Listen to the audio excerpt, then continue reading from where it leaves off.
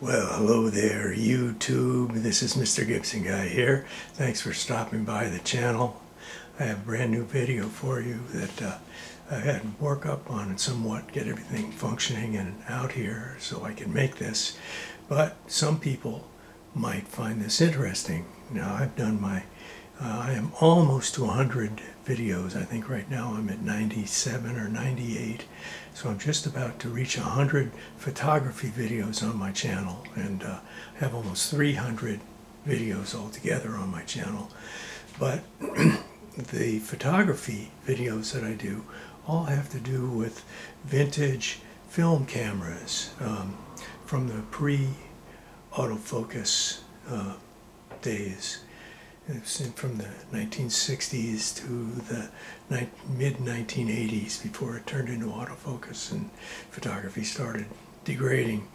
But this was kind of the golden age, and today I'm doing something that I have not done anything about before. I just finished a series on a medium format Mamiya 645 outfit that I have assembled, and today I'm doing something completely different because it's not 35 millimeter and it's not medium format, and that is a almost completely forgotten format today, but one that was very prevalent starting in the late 60s and then all through the 70s and into the 80s a little bit. And that format was started by Kodak, and it was called 110, and the film is not in a metal case like film these days. When you see film, the film was kind of like 120 in that it had a paper backing. It was not perforated, and it came wrapped up on a spool. Now the 110 is different because the film comes in a little cassette, and with the 110 cameras you would simply pop open the back and drop the film right in there in the cassette.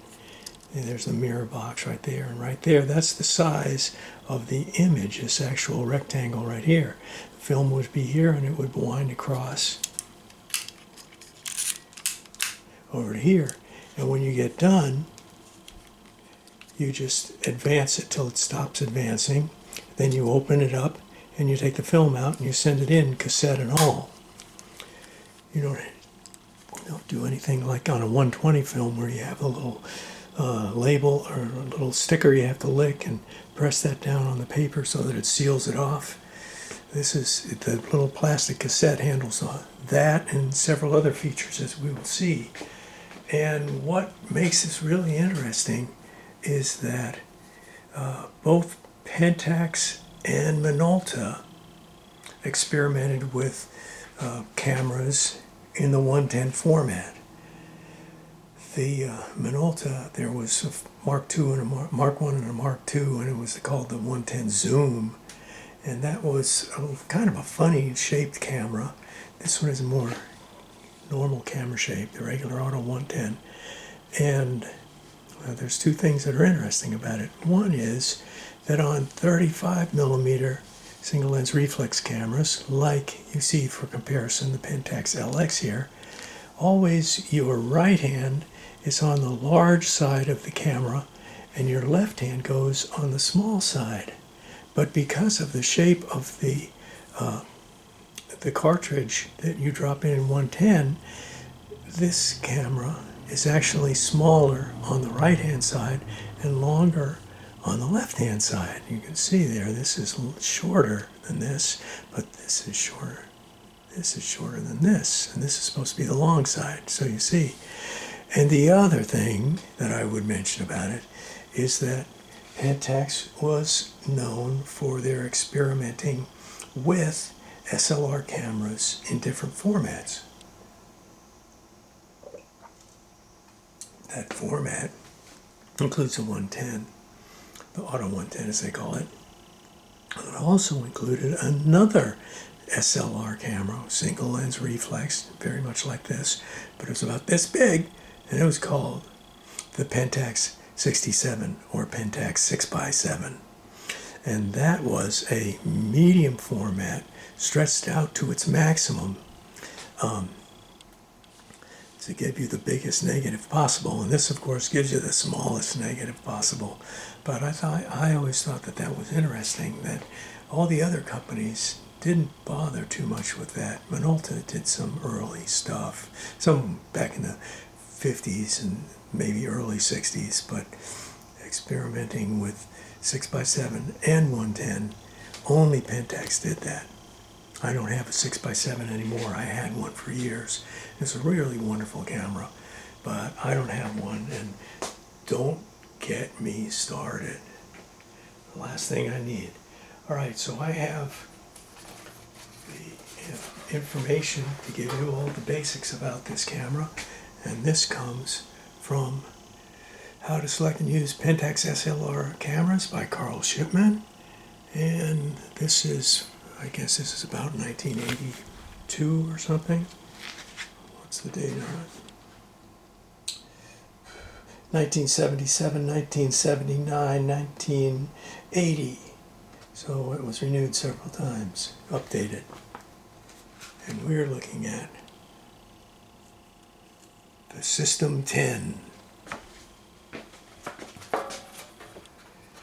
I'll give you this information as Carl Shipman put it down, so you have everything that they were getting in 1978 or 79.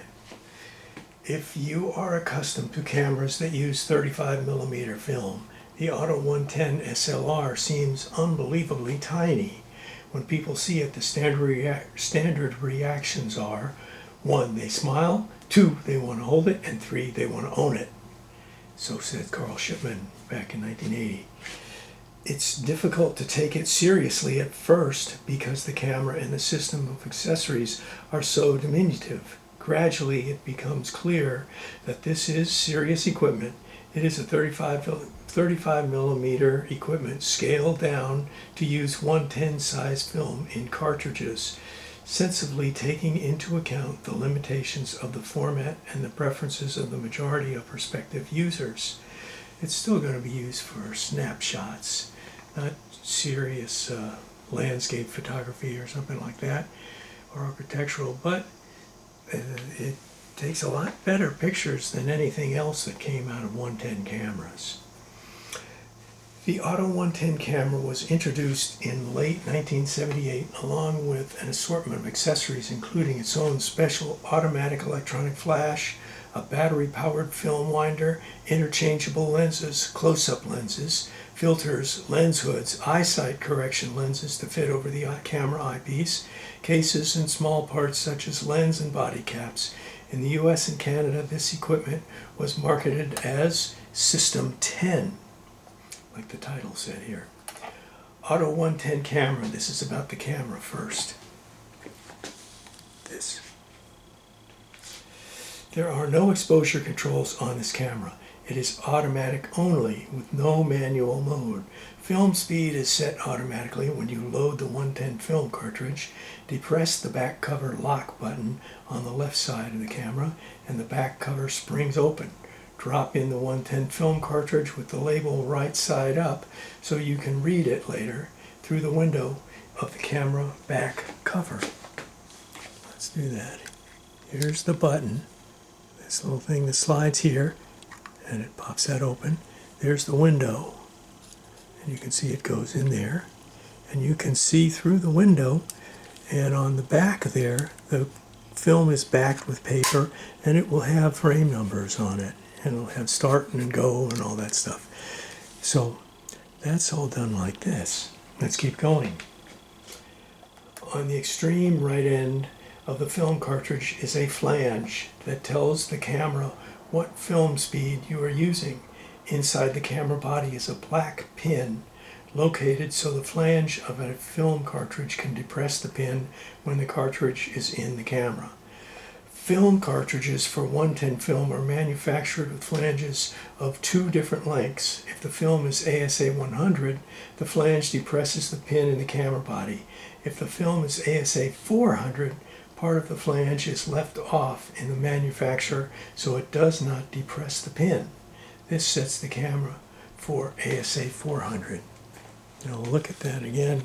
It's everything inside cameras is black because it's all supposed to stop light, so it's really hard to see anything in there. But inside this is where a little pin shows up, and it tells it if it's 100 or 400 ASA. Let's keep going. The camera specs say the cartridge sets the camera for either ASA 100 or ASA 400. The literature says the camera can use all available 110 films, and there are two other speeds available, ASA 125 and ASA 64. Besides 100 and 400. Cartridges for ASA 125 and ASA 64 are identical to cartridges for the ASA 100. So the camera treats them all the same way. With any of these cartridges installed, the camera is actually set for ASA 80. ASA 125 film is black and white negative film, which can easily accommodate the 2/3 stop overexposure and yield excellent prints. ASA 100 film is color negative, which can tolerate the 1/3 step overexposure with no problem and good prints. And here's the tricky one. ASA 64 is color slide film, which will be 1/3 of a step underexposed. The tolerance for exposure of color slide film is 1/2 step, so this is within that limitation. A small amount of underexposure gives better color saturation of slides, and some people do it deliberately. Okay, now, so that's how the different settings work. There's really only two, but the film can handle that, supposedly. All right, now next section, loading batteries. Inside the back cover is a slot for the battery holder, also called the battery tray.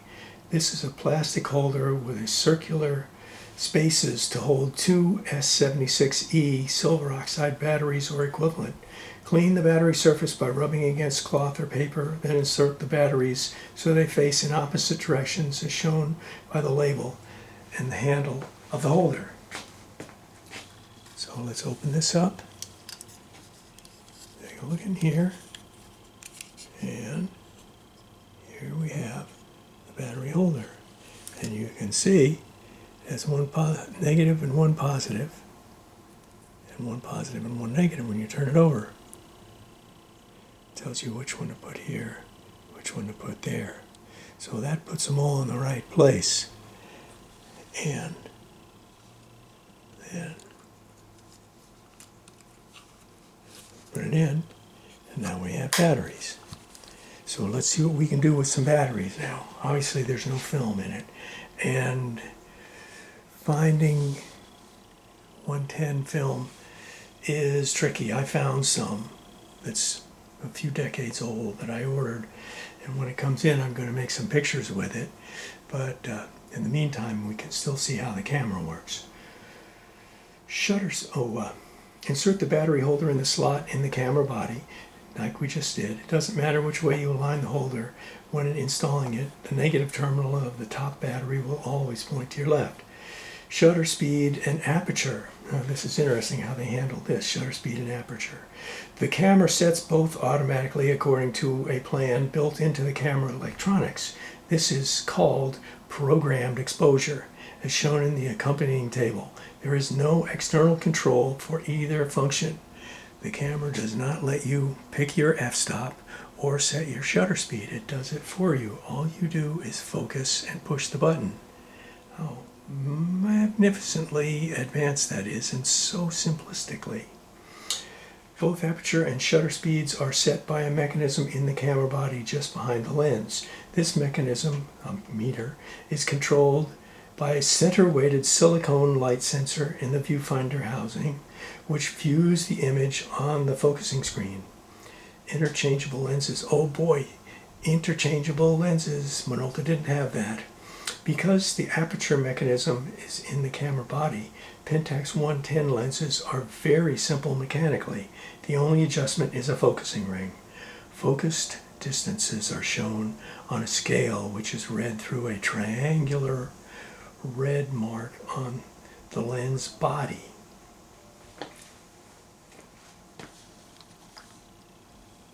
Oh, can you see the triangular red mark there? So what we're going to do is we're going to push this button up, and we're going to turn this way, and we're going to take this off, and we see there's a red mark that it lines up with when it comes off. And that little tiny thing is your lens. And that's all controlled. It's all controlled by the camera. And put this down here. We'll go here.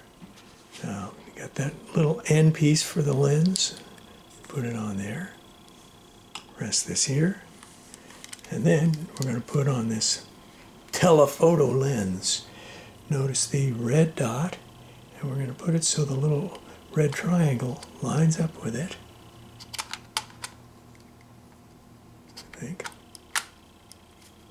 And a little turn, simple as that. Now we have a longer lens on it, and you can see quite a bit larger. I didn't get all three lenses when I bought this one. I just got the telephoto and the normal lens. I didn't get the wide angle. So it's not much for environmental shots anyway. All right. These lenses are bayonet mount. To install, align the triangular focus distance index on the lens barrel with the red dot on the camera lens mount. Turn the lens about a quarter turn clockwise until it clicks into place.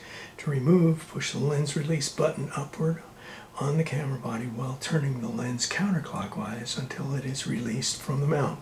The shutter will not operate without a lens installed. Available lenses are shown in the accompanying table. Notice that maximum aperture and minimum aperture are the same for all three lenses. All of them are f2.8 to f13. What is it, 13.5? 13.5, yep, that's right. I got that one right. Now, let's see, I'm going to bring this over here because you saw the normal and the telephoto. I'll show you the pictures of all three of them. There we are. On the left, over here, that's the 18 millimeter f2.8. In the center is the standard lens, a 24 millimeter f2.8, and on the right is the 50 millimeter f2.8. And they give us this handy little way of figuring out equivalencies right here. It gives Pentax 110 lenses here and 35 millimeter equivalent over here.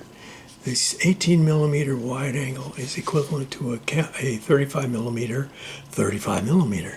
The standard lens is 24, which is equal to a 35 millimeter, 50 millimeter lens. And the telephoto here is 50 millimeter on the 110 camera and equals 100 here. So if you notice, it comes out just rounded up by doubling. The wide angle is an 18, which is equivalent of a 36, or we put a 35 here. The normal lens is 24, double that, it equals 48 millimeters, or we call it a 50 millimeter. And the 50 millimeter 110 lens is equal to a 100 millimeter on 35 millimeter lenses. So you just basically double the focal length. And that's how they figure that, within 1 or 2 millimeters. Pretty accurate for that, I'd say. Now, we've done the lenses. I'm going to go back to that standard lens. Lift this up. Lift this that way. Take this one off. Put this cover back on the 50. It has a lens cap on it. And I can take the 24, which is my normal lens, line up the red dot, and there it goes, we're good to go. And we're going to go now because we've got to use this thing here. Camera on, off, control. Camera electronics are turned on by depressing the shutter button halfway until a slight resistance is felt. This activates the light sensor and the electronics that control the aperture and shutter speed. Viewfinder display, and here we're going to have a display. Oh boy, I can't wait. The focusing aid is a biprism that splits the image horizontally, surrounded by a matte Fresnel viewing screen. You see 87% of the image that is recorded on the film. With the standard 24mm lens, the viewfinder image magnification is 0.75. The image is 3/4 as tall as it would appear if viewed directly. In the lower right-hand corner of the frame is a small rectangular mask with two LEDs, one green and the other yellow. After focusing and framing, depress the shutter button halfway. If the green LED glows, shutter speed will be 1/30th of a second or faster, and you can hand hold the camera. If the yellow LED glows, shutter speed will be slower than 1/30th of a second, and you should use a tripod or a companion auto flash, which you can get for these things. Operating near 1/30th of a second. When the camera is operating in the vicinity of 1/30th of a second, the LED indication will change from green to yellow when you point the camera at lighter and darker parts of the scene. Even if you end up operating with the green LED illuminated, shutter speed will be relatively slow, so you should be careful to hold the camera very steady or use a tripod. Avoid subject movement if at all possible. And one thing about this is we do have, believe it or not, a tripod socket right here. This is for the winder, but this is, you can actually screw it onto a tripod, which that would look awfully funny on a tripod. That's all I'd say about that. Metering. Oh, let's take a look in the viewfinder while we're doing this so you can see. I practiced this ahead of time and it worked pretty good. So we're looking up ahead. There, you're looking through the finder and you see off to the right there's a little block thing. Now I'm going to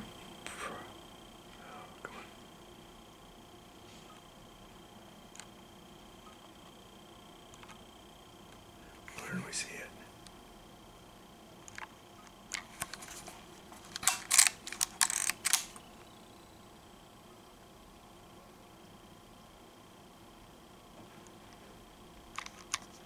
Oh, come on, work for me here. This was working before.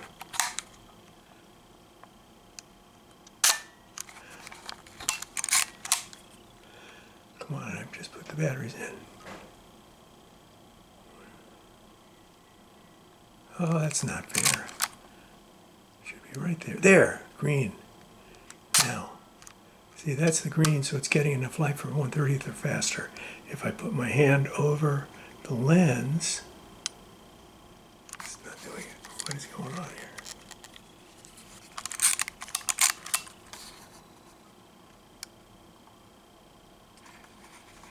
There, switch to yellow. There's the green. There's the yellow. I'm putting my hand on and off. There we go. And that's down in the corner of the frame. All right, so that's your display that shows you green go, yellow don't. A silicone sensor in the pentaprism housing views the focusing screen. Metering is center weighted with an EV range from EV3 to EV17 with ASA 100 film and an f2.8 lens. And ironically, they put and with an f2.8 lens. The only lenses they make are f2.8 for this camera.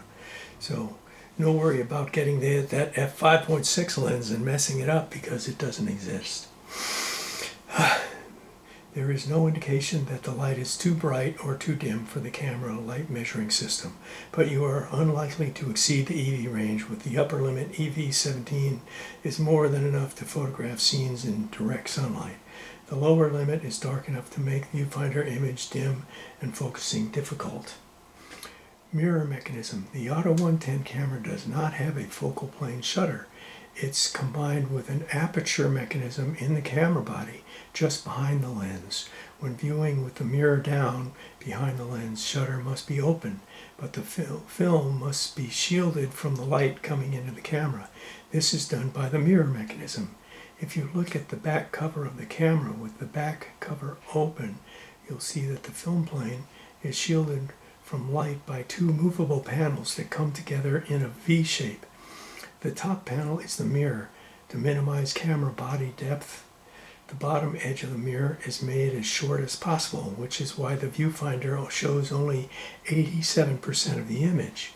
When the mirror is down, its lower edge does not reach the bottom of the film frame area, so the lower panel swings up to meet it and seal off the film frame so it does receive light from the lens while you are viewing and focusing. To make an exposure, the behind the lens shutter closes, then the upper mirror panel swings up and the lower panel swings down. Aperture is set by the camera electronics. The between the lens shutter opens and closes. The mirror mechanism closes in front of the film and the shutter opens again so you can view the scene for the next exposure. Film advance mechanism. The rapid wind lever has a closed position with the camera back and a standoff position nearly perpendicular to the camera back. From the standard off or a pre-advanced position, it takes 2 strokes of the rapid wind lever to advance the next frame of film. Each stroke is 45 degrees. Frame counter. This is funny. 110 film has paper backing on the back on which frame numbers are printed. The back cover of the camera has a window through which you see the label on the film cartridge and the frame number printed on the paper backing. Preparing to shoot. After dropping the film cartridge in and closing the back cover, operate the rapid wind lever until frame 1 is indicated in the window, and the rapid wind lever cannot be operated anymore. Don't force it. Film can also be automatically advanced to frame 1 by the 110 winder as described later. End of roll. Standard 110 film cartridges contain either 12 or 20 exposures. After you make the last exposure and begin advancing the film, a series of X's will appear in the window. Using the rapid wind lever, continue advancing the film until the last X passes from view and the rapid wind lever meets resistance. Stop there, don't force it. Winding the film out after the last exposure can also be done automatically by the 110 winder. When the film is wound past the X, open the camera back cover and tap the camera gently so that the cartridge drops out into your hand. Protect the cartridge from light by replacing it in the original carton or some other dark container. Have it developed promptly. Because it's in that cartridge, it can get some stray light on it. Not very much, but it doesn't take much to ruin your whole picture or your whole roll. So try to keep it in a dark place until you can send it off. Operation with discharge batteries. You can advance film and shutter will operate, but exposure will not be made because the automatic diaphragm will not open. So that's why it will fire without film in it and with the battery, but without film. And then there are a couple of flash units they made.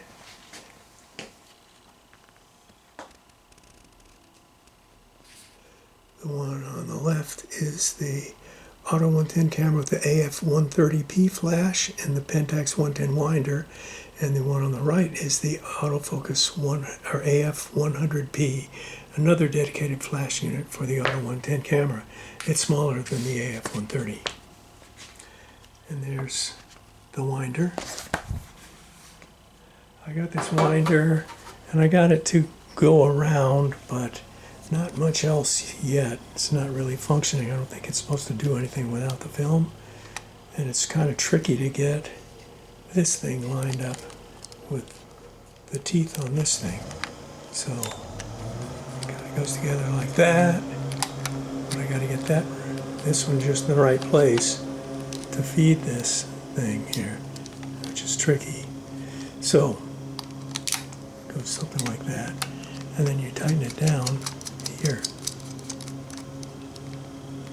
And there you are, complete with the winder. Makes the camera a lot bigger because the idea was to be small. See?